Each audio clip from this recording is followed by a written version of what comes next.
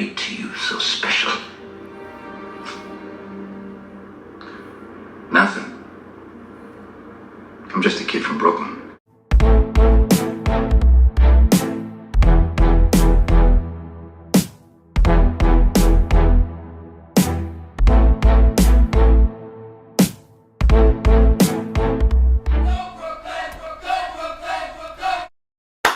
Okay guys, Frank Stout, just a guy from Brooklyn. I'm here to bring you a review of a brand new movie, a very, very raunchy, funny comedy called Joyride. I'm really surprised because I literally in the past just few weeks, we've had two huge raunchy comedies come out and I would have never saw that coming. Anyway, with my reviews, as always, I want to give you the good, the bad, and the in-between.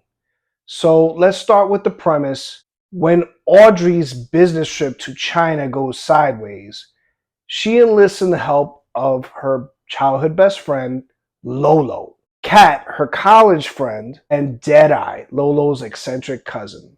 Their epic, no-holds-barred experience becomes a journey of bonding, friendship, belonging, and lots of debauchery.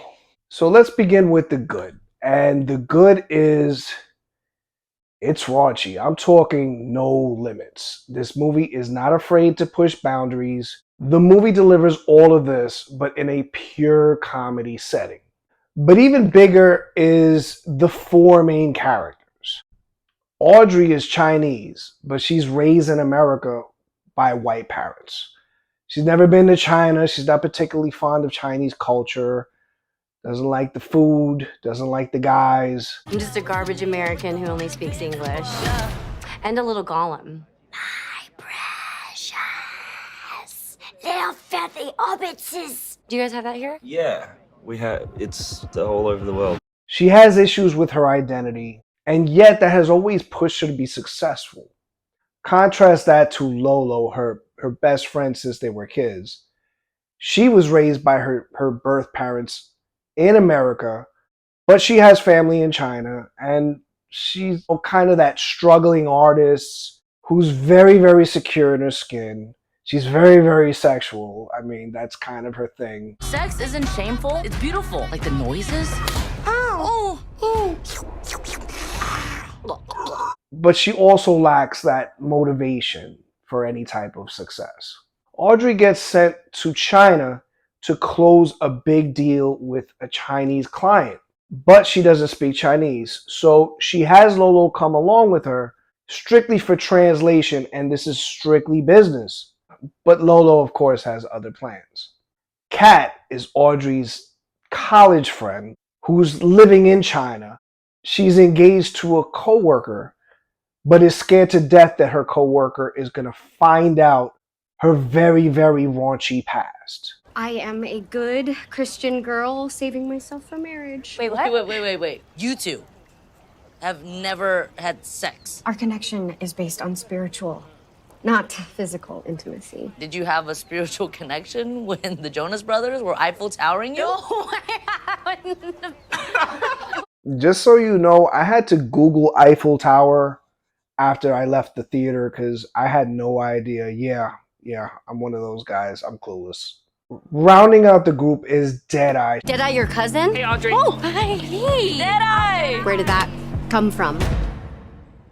You know, I think I get it. She's kind of like this socially awkward girl. She has tons of friends online. So she kind of sticks to herself and what she likes. Audrey isn't particularly fond of her. This creates this kind of dynamic. You have a difference in all four characters. Obviously, there's a huge opposite type of situation with Audrey and Lolo. You throw in Kat, and then you have like this battle for who's Audrey's BFF. You add in Deadeye, who just wants to be friends with everyone. The movie starts out in this kind of trying to impress the client type of situation, but ends up becoming a road trip in China. And they go through some pretty crazy stuff. Oh my God, you're a drug dealer? You gonna plug or you gonna play? Is that a condom? You look like you've had a lot of things in your asshole. Not a lot of things, just one thing, but maybe different varieties of that one thing. And moving on to the bad. And the bad is this movie's really raunchy. While I find this extremely hilarious, others may see it as the opposite. They may see it as like low-hanging fruit, vulgar comedy that goes for the crotch to get laughs. And they probably aren't wrong. This is more about taste. And I like what I like. I'm not going to apologize for that. And now we've come to the in-between. Despite my constant laughter in the theater, I felt like I wasn't in on all that was there. And honestly, I attribute this to the nature of the beast. Hit comedy Bridesmaids. Am I going to find that funny? Yes. Am I going to find that as funny as a large amount of females? They're going to find it funnier. And I noticed in the theater that while I was laughing, there was a large amount, of a female audience laughing even harder. Did that bother me? Absolutely not. No, it's just the nature of the beast. On top of that, I'm not Chinese. This takes place in China mostly, and it's all about Chinese culture and, who's accepted and whatnot. I'm okay with that, and I understand that. And the fact that I found it hilarious, I think this movie's fantastic. That just proves how much, how good this movie is. And it's time to give this movie a score. I give it a score of a 7.2 out of 10. And I say, listen, this is a perfect kind of girls' night out. You and your girls want to go out, have some fun, get a few laughs at the theater. This is perfect for that.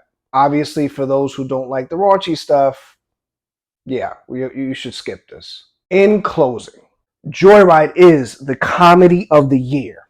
You did it! Congratulations! Will it be the comedy of the year at the end of the year? Maybe. But it is the comedy of the year so far. I'm not Chinese, I'm not a woman, but I had a ball watching this crazy raunchy comedy. It's nice to see in the climate that we're in, movies that aren't afraid to take risks, to push some boundaries. This movie was raunchy and it was funny, but it also tackled things like race and class systems and belonging. But its real journey is one of friendship and finding oneself. We need more movies like this. From the city that never sleeps, See my face in lights. peace. On my name on marquees found down on Broadway.